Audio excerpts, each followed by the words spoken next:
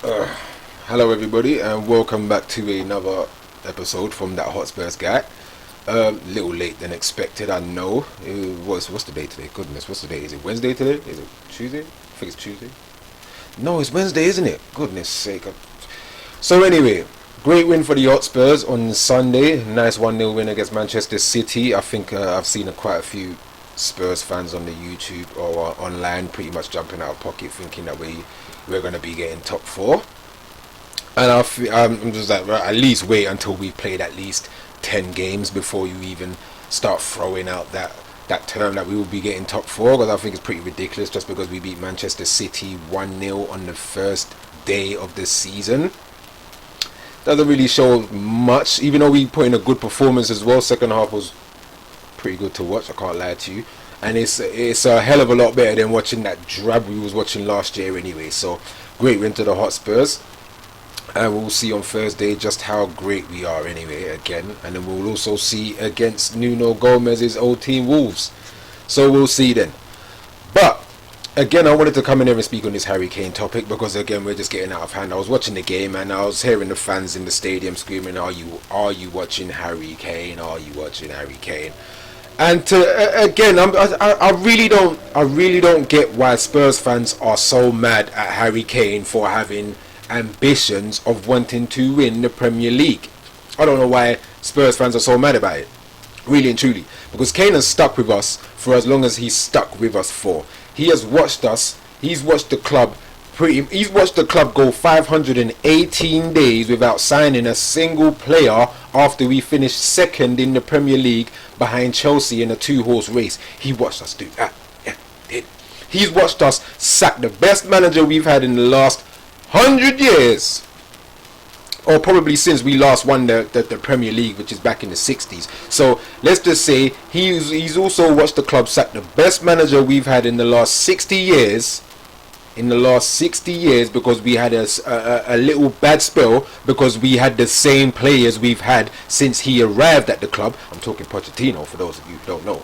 When Mauricio Pochettino arrived at the club, we had a set amount of players. Yes, Mauricio Pochettino managed to bring in some players that he wanted at the same time. But what you've also got to understand is that for the 4.5 years, pushing on 5 years, Mauricio Pochettino was with us, we didn't really get any major signings other than Lucas Moura.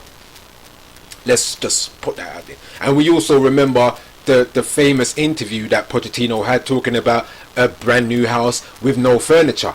We know that one too. And yet and still we're vilifying Harry Kane for basically showing us that our club has no ambitions of even or ever wanting to win any major trophies. And I've said this for a long time too. I've said it for a long time. I've said it to my dad. I've said it to a lot of Spurs fans also. Our club shows no ambitions in wanting to win major trophies, and it's even more apparent when you watch Daniel Levy interviews. He rarely speaks about football. Rarely. He always talks about the business side and how well the club is doing business-wise. But when he does mention football, he only speaks on getting back into the Champions League spots. We just want to get top four. You never hear Daniel Levy saying we want to win the Premier League. We want to win the Premier League. We want to win double trophies. We want to win the double this season.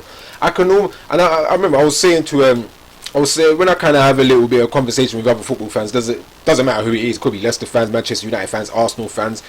I always pretty much say, when you look at especially Arsenal fans, because Spurs and Arsenal fans, we're kind of on this, whether London's red or whether London's white. And my thing is, London is blue. As Arsenal and Spurs fans, we should be looking to catch up to Chelsea, because Chelsea are winning every single major trophy while we're arguing amongst ourselves about St. Tottenham's Day or St. Arsenal's Day. So right now, Spurs are in the position of where the new Arsenal, because all we want to do is get top four and finish above Arsenal. And Arsenal have now fallen from grace. They just want to finish above Spurs. Just finishing above Spurs, that's a season for us. That's a great season for us. While I can almost guarantee that at the beginning of every season, Abramovich is pretty much, his bullet points on the season are get a double. It's not get top four. That's expected. That's expected to get top four. My bullet points is to win the Premier League trophy If you don't happen to win that, you better win that Champions League. If you don't happen to win that, then you better get the FA Cup and the Carabao Cup. You better get both of those. But Levy doesn't have those sort of expectations of the club, which is why I say it trickles down to the rest of the team, which is why we don't ever turn up. So yeah, fans could say Harry Kane hasn't turned up for semi-finals or finals, and I always retort with, who else has? Who else has shown up for finals and semi-finals that we've been in? Because Kane isn't in team and there's no team in Kane. There isn't. The whole team has to turn up. So if Harry Kane can't turn up for some of these finals because he's been man-marked by 3 or 4 guys, then it's for Dele Allis and the Ericssons and the Sons and the Harry Winkses and the Lucas Mouras and the work-hard Lamellas to turn up. It's for them. That's why I've always said, basically, whenever Kane plays, we rely too much on Kane, and it's been like that for at least the last 3 or 4 seasons now. We've relied on Kane too much to the point that nobody else wants to score. Nobody else even tries to score.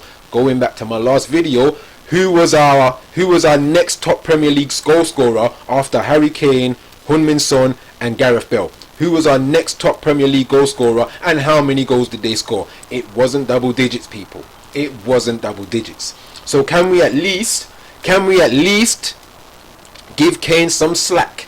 Can we at least give Harry Kane some slack? Because like even Conte, if we were allegedly trying to get Conte, and I think it was actually true, we were trying to get Conte as well, because I don't feel like I truly believe that the whole conversation didn't break down over 3 staff members that wasn't allowed in because he wanted 7 and Daniel Levy was only allowing him 4. I truly do not believe that. I truly believe it goes down to what Conte was saying about how the club has no ambitions to win anything anytime soon.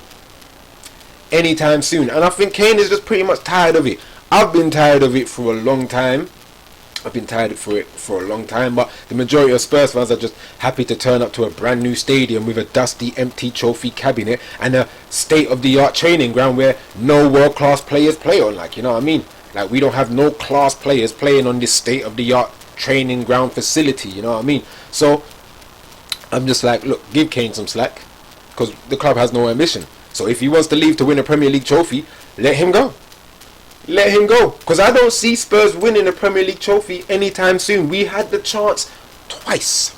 We've had me as a Spurs fan of 27 years, I've had to watch Leicester City come up from the Championship and win the Premier League trophy and win an FA Cup trophy in less time than it's taken for us just to win a Carabao Cup. What does that say?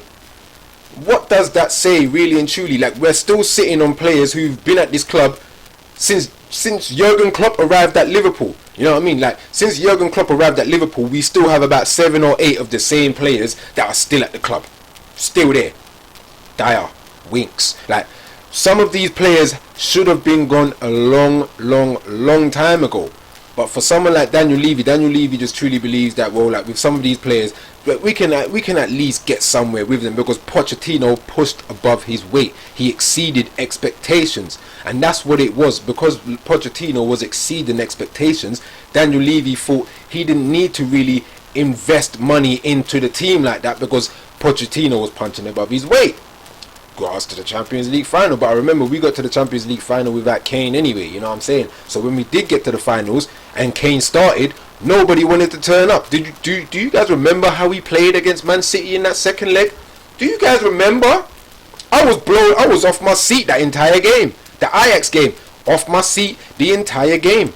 We scored 3 goals in 45 minutes, and yet in 90 minutes against a Liverpool that didn't get out of second gear, we didn't even turn up. The entire team didn't even turn up. And I'm tired of even going back to that Champions League final now anyway. Like, I'm telling you.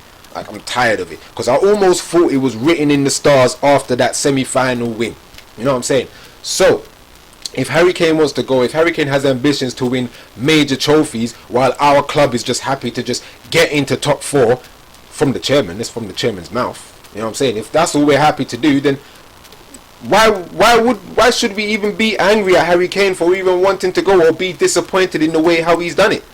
Why?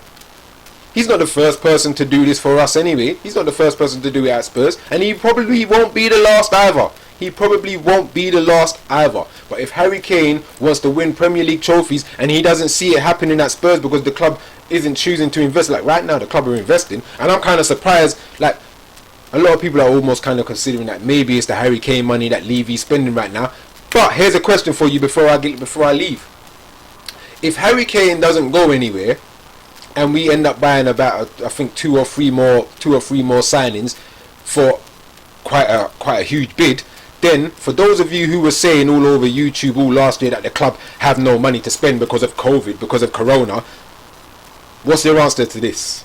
You know, because I also said it as well, like if you guys actually thought, if you guys were actually silly enough to think that these football clubs were sitting down these past 18 months and not figuring out any sort of way to maximize their profits, how to capitalize off what was going on during the whole pandemic madness, if you guys just thought they was just sitting on their hands and asses and just, oh man, we still gotta pay our staff and the football players their weekly wages and not trying to figure out how to make more money during the madness that was going on, then bro, you missed class business 101. You missed it.